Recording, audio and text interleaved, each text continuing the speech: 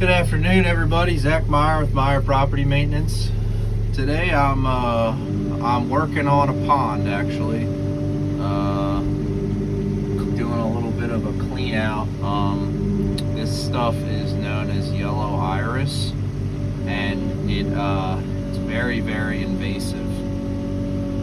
And we were contracted to get a lot of this stuff out of here as much as we can.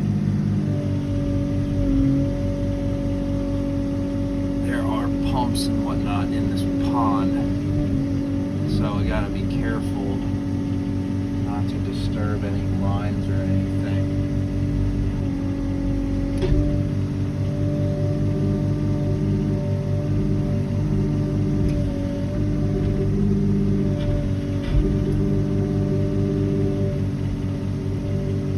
Yeah, we're not gonna mess with that.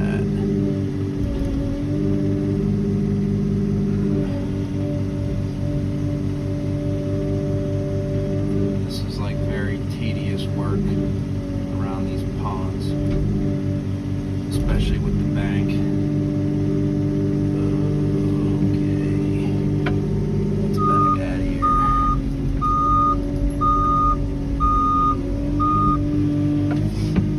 But customer came down and she was pretty impressed with what I was able to get done already. This isn't, I don't like do too much of this kind of stuff, just because it's, you just gotta be really careful when you're working around water and stuff. It has been smoothed pretty far. There's a smaller pond on the other side of the property that I've pretty much got like 95% done. I just have to crawl around some rocks and whatnot before I finished up. There is a third pond on here that I was going to do, and we actually just had talked about it. The banks are not very stable whatsoever, so we decided not to attempt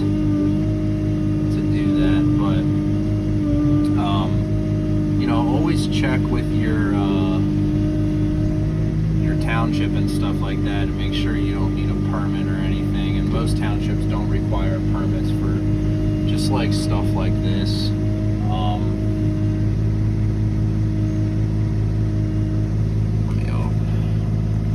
Sorry guys, give you a little bit better angle. They don't require, you know what I mean, anything like this, and you know, you're not changing direction of water or anything like that, so you're pretty much good to go. But still double check. I double checked with the DEP. They didn't have any problems with it. So it's an invasive plant, yellow irises. It's I do a lot of research before I do anything, just to make sure that I'm not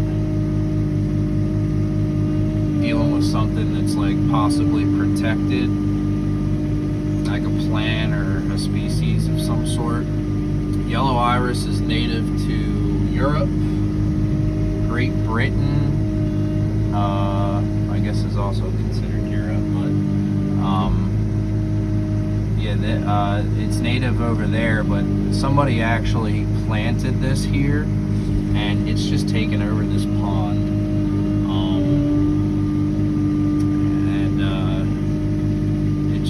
The whole pond will be this if you don't get after it as soon as you can.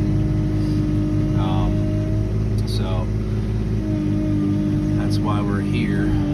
It comes out in like huge clumps. It's all like entangled together and whatnot. You really just, in this circumstances, since there are pumps in this pond, you just got to be really careful of the lines and stuff. There's actually 3 pumps here, I believe, but I've been keeping an eye on everything. It hasn't been really an issue, so. But I'll tell you what, man, this stuff is heavy heavy and wet and just blah.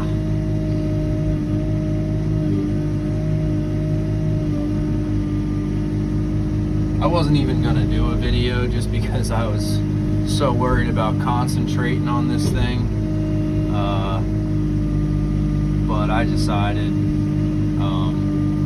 I was actually nervous that when she came and see it, I thought she was going to be mad because maybe I missed a little spot or something like that, but she was actually thrilled, so kind of made me happy that she was going to be happy, and so I just decided I was going to do a little video. And this goes back to when I decided I was going to get an excavator over a skid steer, because you know, you could never do this work with a skid steer, and everybody seems to have a skid steer. I mean, don't get me wrong, they got their place, but you can do a lot more with an excavator. You can do a lot of what skid steers can do for the most part, but obviously they both have their place. I've been using this quite a bit lately, which is always nice. You spend money on something and you want to use it. I did some electrical trenches the other day, and also did a perk hole. Probably the most difficult perk hole that I might ever do in my life, and of course it was for my dad, which was okay, but it was just straight rock. It had to be 8 feet by 5 feet by 3 feet, like shelves, so they can test to see how well the water perks or doesn't perk. Definitely perks just fine because there's so much rock in it, but you just have to go through the process. So that was interesting, to say the least. Glad that's over. See, sometimes when you grab this stuff, you can just, a lot of everything else around it will just come with it.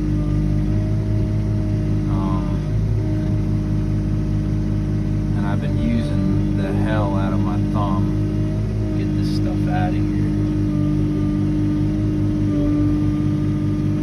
It's coming very, very handy. And this is the long reach version of the 302.7. It has like an extra 2 feet or whatever, and I can tell you right now, it's making its money today for sure, because I just would not be able to. I wouldn't be able to get this stuff out of here without it. It's actually, this is, let's see if I can see if all this stuff will come with it. Maybe, maybe not. There's a rock there. It's kind of keeping me from, you know what, there's a bunch of rocks in here.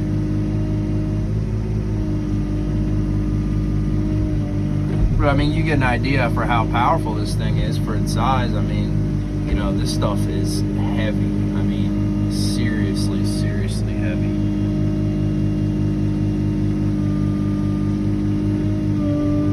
And just got my blade down, and everything's coming right out, which is nice. But yeah, I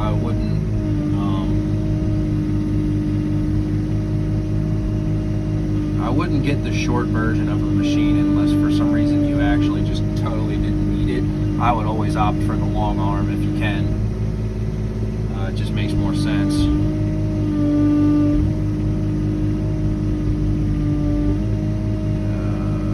There's a rock. See, the root system on this stuff is so thick.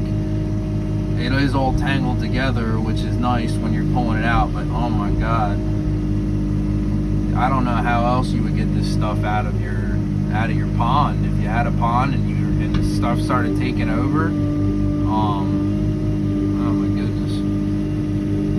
I mean, the only thing you could really do is get in there with some waders and a weed whacker and go to town just to keep it from, you know, blocking your sight and your view and whatnot. But it's just one of those things that,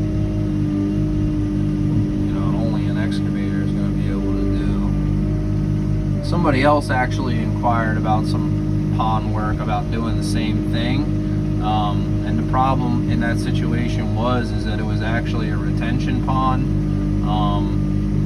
and it was covered. The whole pond was covered in it.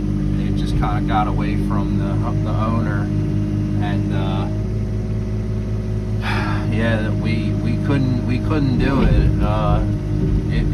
It was fairly shallow. It's not that I don't think that the machine was not capable of crawling in there, but it was just too much of a liability and too much of a risk.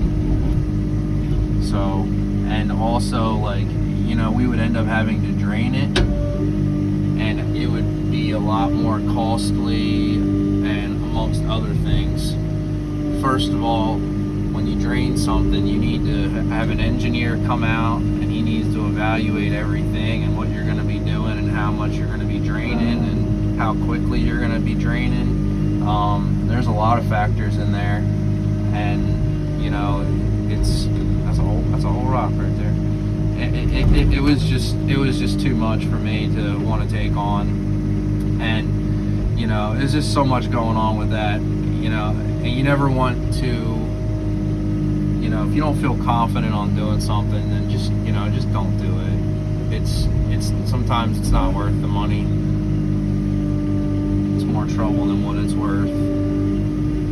And then, you know, there would be engineering costs and township permits and stuff, and who knows how long that would take. It's just, and then you gotta, when you redo it, you know what I mean, you gotta compact everything a certain way.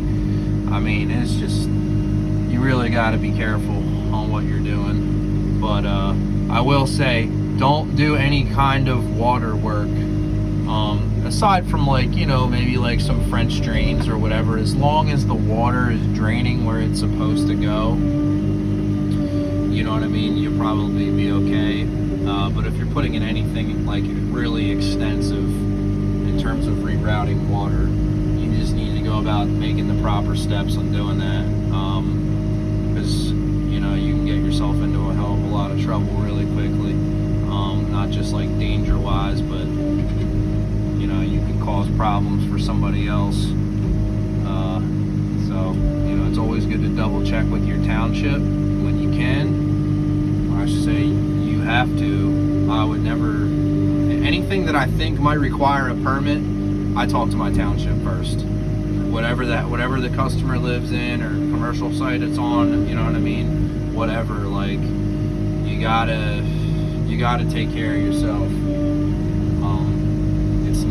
It's not wise. You know, I've talked to a lot of people. A lot of my friends are older and stuff like that, and they've been contractors for a long, long time, and that's been great for me and helping me and stuff. They said, oh, don't do that or do this or whatever the case is. They always told me, you know, be careful what you're doing.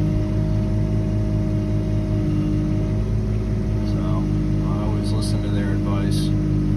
But I'll tell you what, the Caterpillar has a nice office. It's a nice office in here. It's had the heat on earlier. It's actually, there's a chance of a freeze tonight, from what I actually just found out. And this is like late April. That's crazy. I've never heard of it freezing in late April, almost May. I mean, this should be 75 degrees outside right now, and it's nowhere near that. So I don't know what's going on with the weather. This big rock here. Hopefully it's not holding. Hopefully it's not holding anything. I don't think it is. Just there for decoration. Yeah, did have some obstacles though, that's for sure. There's a lot of rocks and stuff around here. You don't want to roll over a rock the wrong way. You can definitely take a track off doing that. You gotta be careful.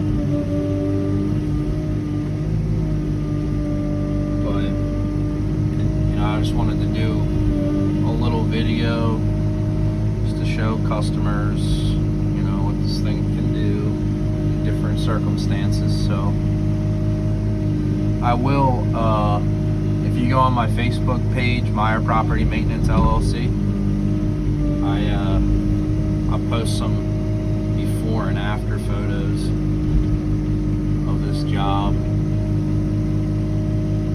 just so you can see. Just because, I don't know, I'm not really good at the whole editing thing, and you know, I work alone, so I don't really have the time to you know, worry about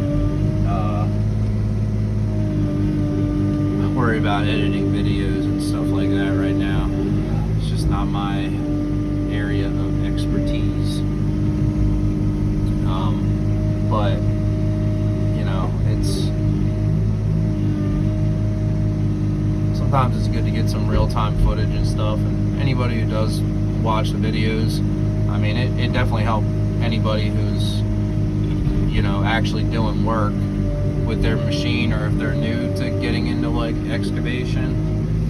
I know it really helped me more than anything is real-time videos, and I'd watch them for hours and hours and hours, because you just never know what kind of situation that you find yourself in, and you know what somebody would do.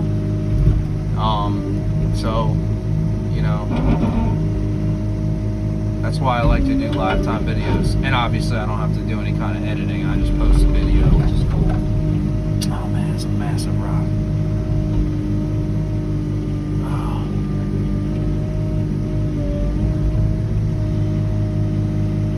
This is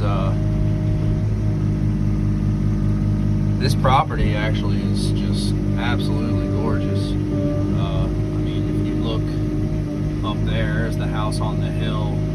Beautiful, beautiful house, and a lot of acreage here as well. I mean, they got this pond. They got 3 ponds. But I mean, that's what you get like in Chester Springs and stuff. And this customer is actually an artist. Ironically, my girlfriend's an artist, and we had a little chat when I came out and looked at this job. And she's just sweet as pie. Super nice lady. And those are the kind of people that you really enjoy working for. They're just super nice and understanding.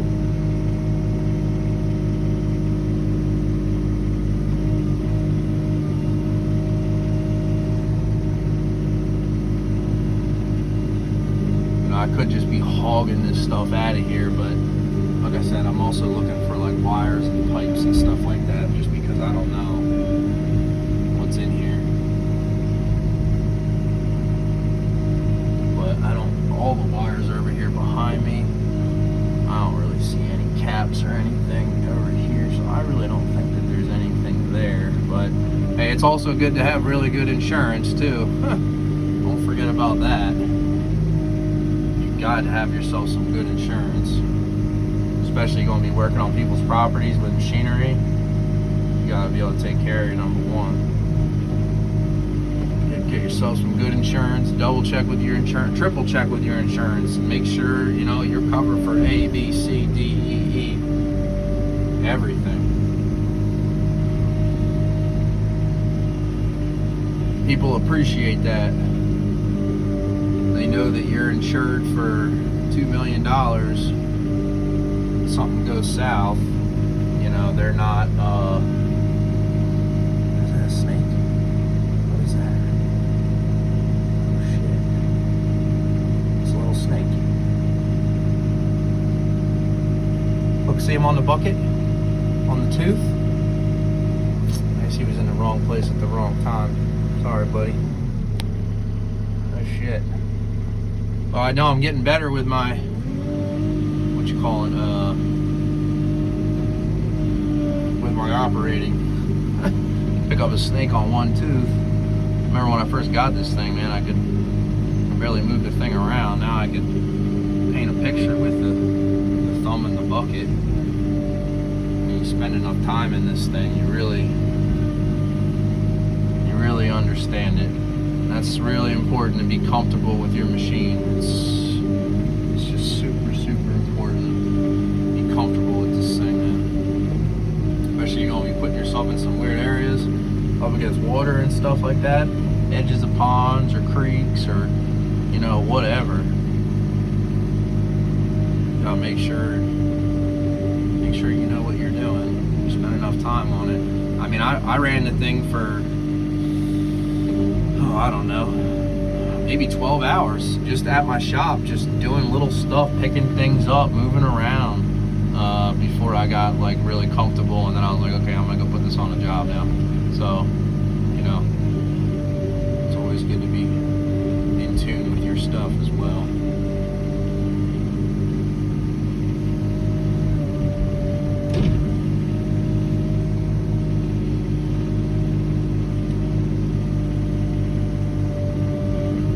Actually, I was hoping there might have been like some bass or something in this pond. I'm a fly fisherman, and I love fly fishing for trout, but I really do love fly fishing for bass and like big perch. That's always a good time. I love catching perch. I think the colors are beautiful on those fish, and the orange, their orange fins and whatnot. I just think they're really pretty fish. It's just something I really like to catch. But I haven't seen any kind of bass or any kind of fish or anything, so I don't know what's in here.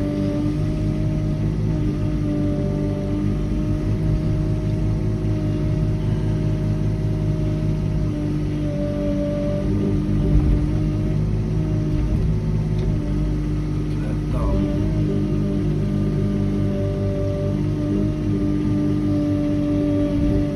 It's amazing is so many people don't really know what, you know, these things are capable of. You know, you see them on the trailer driving down the road or something, and you just never really know how sweet they are and how powerful they are. And this is by no means a big machine. This is a small machine. So I got to work my way around here. Over here was like the kind of like the worst of it. You know, this isn't going to be too bad, but I just figured I'd do a little bit of a video for you guys and kind of just chit chat. I hope everybody's doing well, and yeah, thanks for you know, tuning in and, you know, checking out a little bit of pond work. And you know, like I always say at the end of my videos, if you are in Chester County and you know, you need some work done or whatnot, you know, give us a call. Check us out on Google or Facebook, obviously YouTube, and you know, I'll try and see if I can help you out with you know, whatever it is that you might need. So anyway, have a great day. I'm going to get out of this tight little area here and go back to work and hopefully get all this stuff out of the pond at a reasonable time. Let it dry out, come back with the mini loader and a grapple bucket, go toss these piles in the woods, and we'll be a-okay. Get paid and have a happy customer. So thanks for tuning in. See you guys.